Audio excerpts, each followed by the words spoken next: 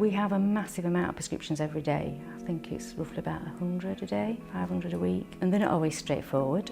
Change of medication, change of quantities, things that hospital have given them. The important bit that we found out through doing an audit was that prescriptions were coming in one day, and on some occasions the patient wasn't receiving the prescription for a further 5 days. We needed to look at this and make sure that we did as we state we do, which is deliver prescriptions within 48 hours. What was good about the module was the fact that we were able to get together as a staff team and look at what had been happening, and I think it did make us aware of the roles that various people played in it.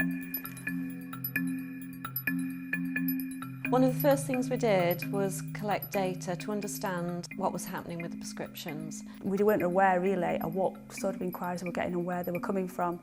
So we actually had a data collection sheet, and we did a process of collecting that data so that we could look back and see exactly what we were getting and where and what sort of volume we were getting. We also looked at the turnaround times as well by recording when the prescriptions were received and then the time and date they actually left us.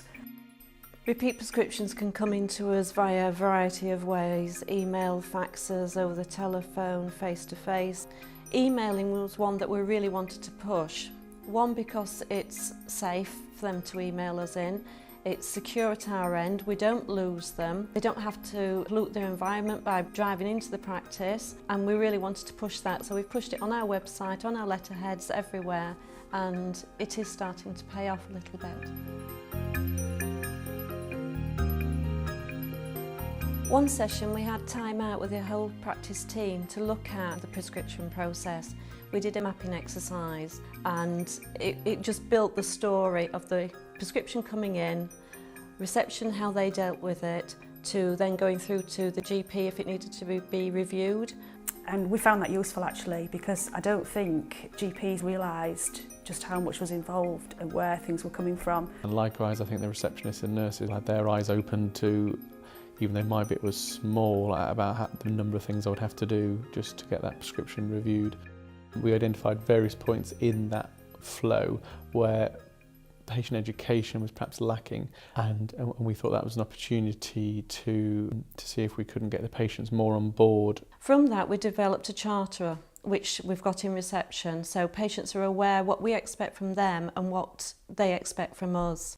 One of the things that the data collection sheets brought up were the problems that we did have on reception with people coming to the desk and demanding medication there and then. As GPs we were getting an awful lot of interruptions. Some of those were necessary, but a significant proportion were not clinically urgent requests.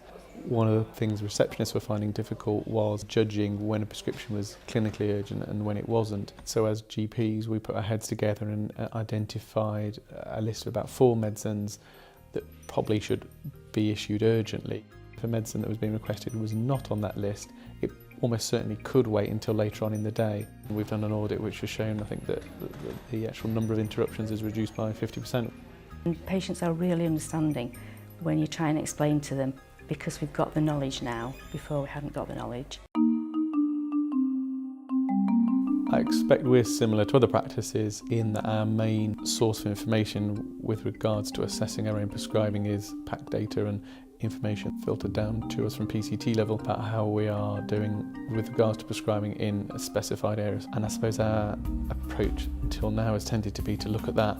I hope we're in the middle somewhere or nearer the top and probably take some comfort in that and perhaps not look an awful lot further. And we have stopped and thought about that really, and acknowledge that maybe that's not good enough and we should be looking at trying to tighten things up and getting to be one of the better practices. The data from the workshop was useful. It showed us that our most expensive drug that we prescribe is atorvastatin, and when we've actually looked at the NICE guidelines, we realised that we need to switch a lot of the patients from atorvastatin to the more cost-effective statins. A good number of the partners had a session facilitated by another GP where we were trying to really answer the question of, what defines good prescribing. And it was very difficult to actually answer that easily. There is the kind of the financial aspect and what would be regarded from an external point of reference as good prescribing, but then also we felt there was something about having some satisfaction and pride in the medication review that you had done that was actually much more difficult to measure? As a result of the workshop that we did, it was identified that the practice needed to look at our specials prescribing. So I volunteered to do that work. Specials are items that aren't licensed, and then they're often, but not always, very expensive as well. So my job was to look at the specials and just make sure that they had been prescribed appropriately and to find out if there was a suitable alternative. So I took the list of patients and had a look, and actually what I found was that most of the specials had been prescribed entirely appropriately.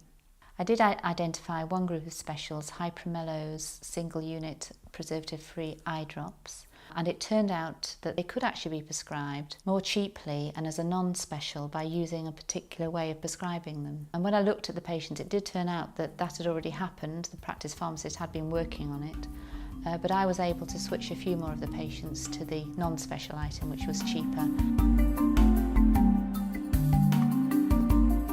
I think it's difficult as a GP because there's so many demands on our time, but there's no doubt that this is the sort of work we should do periodically.